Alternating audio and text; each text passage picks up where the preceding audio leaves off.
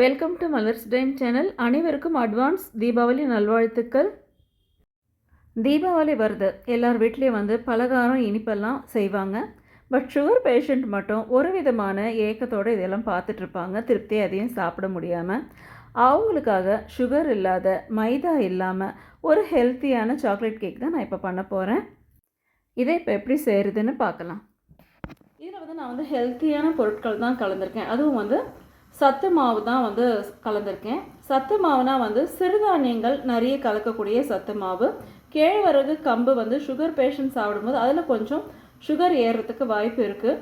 அதனால் நான் வந்து இந்த கருப்பு கவுனி அரிசி, மாப்பிள்ளை சம்பா அரிசி, மூங்கில் அரிசி, கருப்பு உளுந்து, கருப்பு கொண்ட கடலை, பாதாம், அப்புறம் பிஸ்தா, பாசிப்பருப்பு, இந்த தானியங்கள்லாம் எந்தெந்த அளவுக்கு கலக்கிறது என்னன்றது வரக்கூடிய வீடியோவில் நான் சொல்லியிருக்கேன். இது ஏற்கனவே இந்த சத்து மாவு வந்து இதோட அளவோடு நான் வந்து ஏற்கனவே ஒரு வீடியோவும் போட்டிருக்கேன். இருந்தாலும் இதெல்லாம் எந்த அளவுக்கு சேர்த்துருக்கேன்றது இன்னொரு முறை நான் சொல்கிறேன்.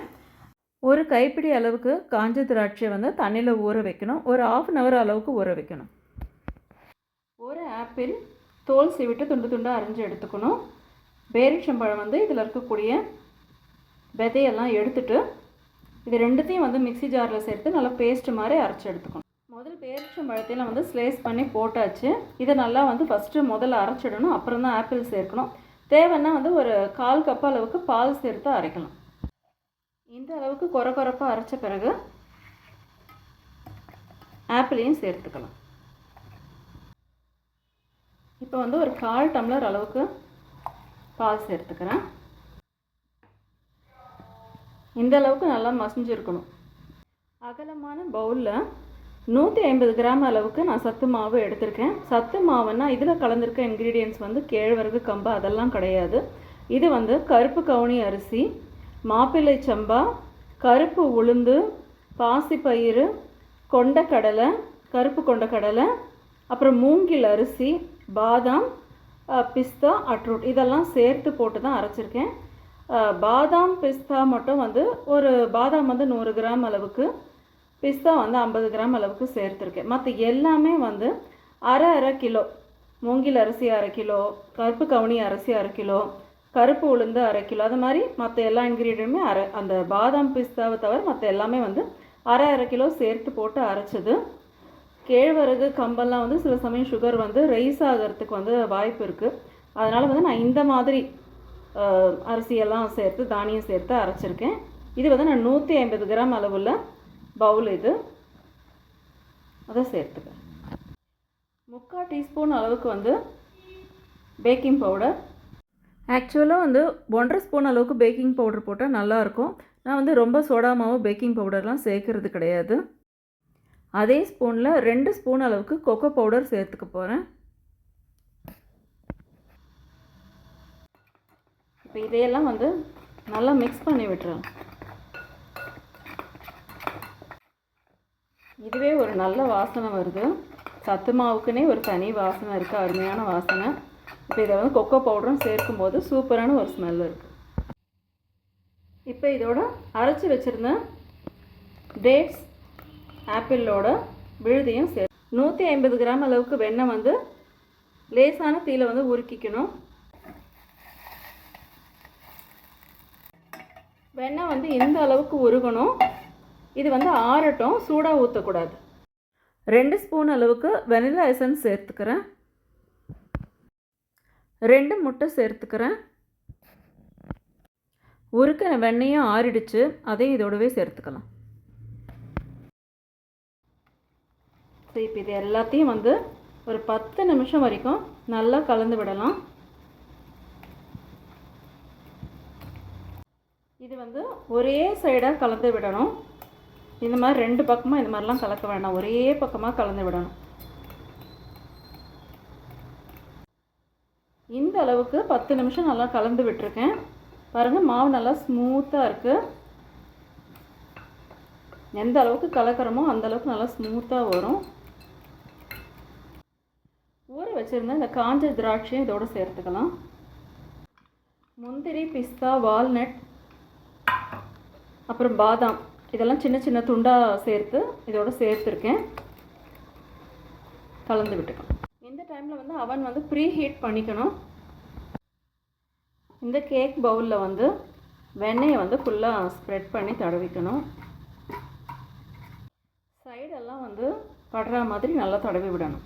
இப்போ இந்த கேக் மாவை வந்து பவுலில் சேர்த்துக்கலாம்.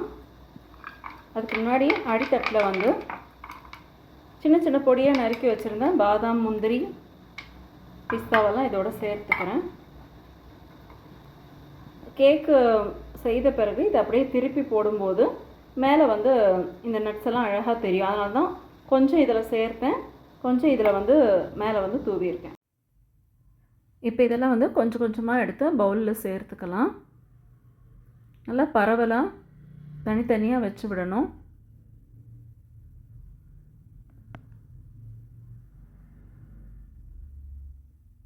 கொஞ்சம் தள்ளி தள்ளி வைக்கணும், அப்போதான் நல்லா ஸ்ப்ரெட் ஆகும். மொத்தமாக போட்டு நம்ம ஸ்ப்ரெட் பண்ணும்போது அடியில் நம்ம கார்னிஷ் பண்ணி வச்சுருக்கக்கூடிய அந்த பாதாம், பிஸ்தாலாம் வந்து இந்த மாவோடவே சேர்ந்துடும். அப்போ நம்ம திருப்பி போடும்போது அது தனியாக அழகாக தெரியாது.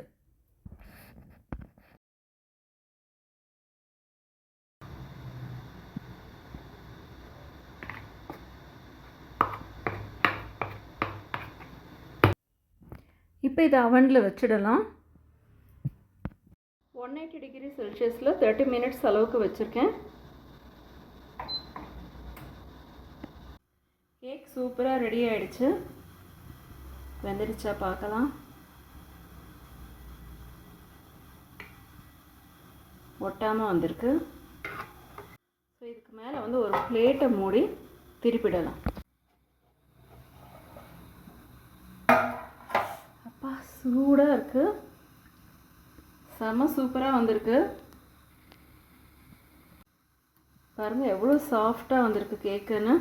நம்ம அடியில் வந்து கார்னிஷ் பண்ணதெல்லாம் அழகாக இப்போ மேலே வந்துருச்சு. இப்போ அது வந்து சில்வர் பிளேட்லேருந்து வந்து கண்ணாடி பிளேட்டுக்கு மாற்றியாச்சு. கேக் கட் பண்ணிக்கலாம்.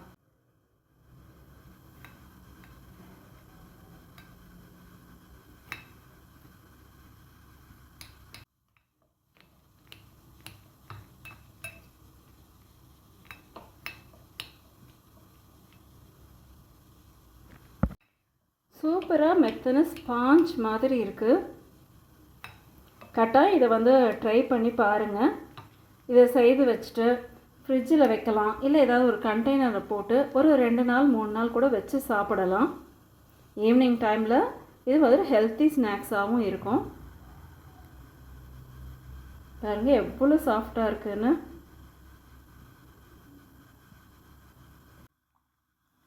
டேஸ்ட் பண்ணி பார்த்தேன், செம சூப்பராக இருக்குது.